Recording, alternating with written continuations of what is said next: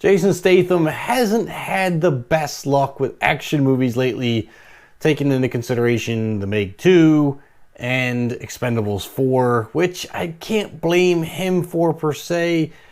They were just badly written movies. But The Beekeeper is his redemption story. If Jason Statham was cast as John Wick instead of Keanu Reeves, that would be this movie. So does that exactly make this movie original or something we haven't seen before? Not really. But it doesn't mean it's not good. I like John Wick. I like Jason Statham. Put the two together, and in my eyes, it's a pretty good movie. Honestly, I can see it now. The writers in a meeting saying, let's replace Keanu Reeves with Jason Statham and change the story just a little bit, and we'll give it a new title. Now, I say that in a good way because this was a well-written movie. I thoroughly enjoyed the storyline. Now, speaking of storylines, I'm going to give you the synopsis of the movie real quick. And it says, one man's brutal campaign for vengeance takes on national stakes as it's revealed he's a former operative of a powerful and clandestine organization known as Beekeepers. Now I'm going to put it out there. I had to look up what clandestine meant, and it basically means secret operative or working in secret, so there you have it. But seriously, this movie is so much like John Wick. Do you remember the part in the original movie where the Russian father has a conversation with his son when he finds out that John Wick's after him? He's basically like, nothing I can do for you. If he's coming after you, you're as good as gone. John will come for you. You will do nothing because you can do nothing. That exact scene is practically in this movie.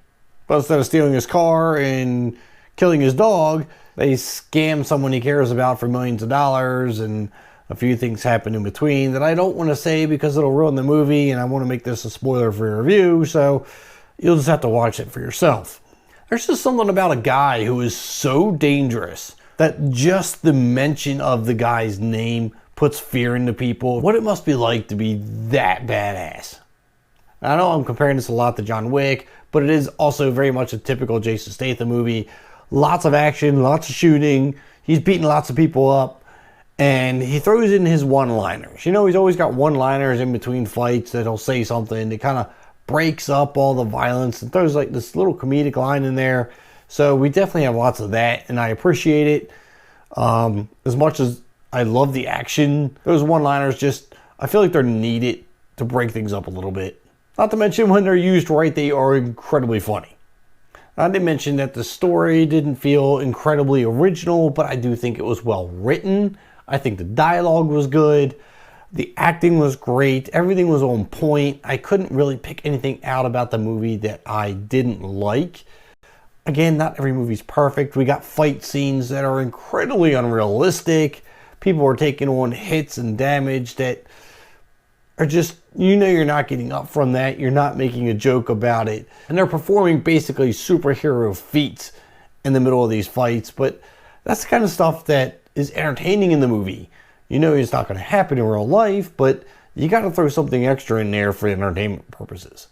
Now, the guy that Jason Statham's trying to get is this rich, snot-nosed brat who's heading up this big scammer project, ripping everybody off. And this guy just, they just make you want to reach through the screen and punch him yourself. I mean, this guy is just so irritating, and he just feels so entitled.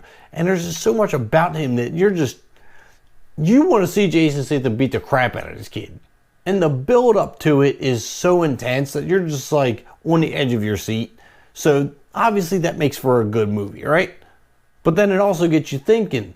A lot of this is about the government and cover-ups and all the sneaky little things that they got going on behind that curtain. And you then realize this kind of hits home. There's a lot of this going on in real life that, yeah, they're making this up in a movie, but I'm almost 100% certain this is going down in real life. Our government obviously is getting away from sneaky, sketchy stuff, and then they're putting it on blast in this movie, and you're like, you know what? I'll see you. Needless to say, this is just my personal opinion. I enjoy this movie. I'd love to know what your thoughts are. Don't forget to hit that like button and subscribe button on your way out if you haven't already, and I'll see you at the concession stands.